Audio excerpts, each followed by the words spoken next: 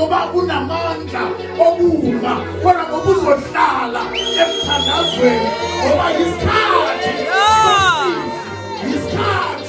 sokufa isikhathi lapho ibandla lipholelwa uthando kwabaningi egameni likaJesu uthi inhliziyo yami ibuhlungu egameni likaJesu uzoletha amandla enobufakazi obuqanda ikhanda ngamandla enziwa ngumthandazo egameni likaJesu ngizwa abanginika ifeedback bathi singaxoxela uma ungena you spoke amanani omlilo egameni likaJesu.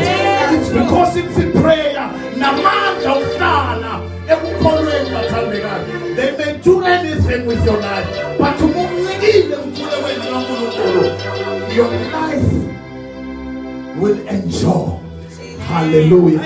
Impilo ihamba ihluleke kodwa umthandazo sihle egameni likaJesu. Sizobonga nje ukukhuleka ewacelwa wenziwa kwazona egameni likaJesu. Jesus. Uthi ke lo mphathi true you proven ukuthi you were delayed several occasions because you showed a lot of maturity when you presented egameni likaJesu. Now when you prayed I heard ukuthi the Lord has had, I know politics, I'm part of it, kodwa ngivile ukukhava uNkulunkulu ipolitics esayidini kunamandla umkhuleko.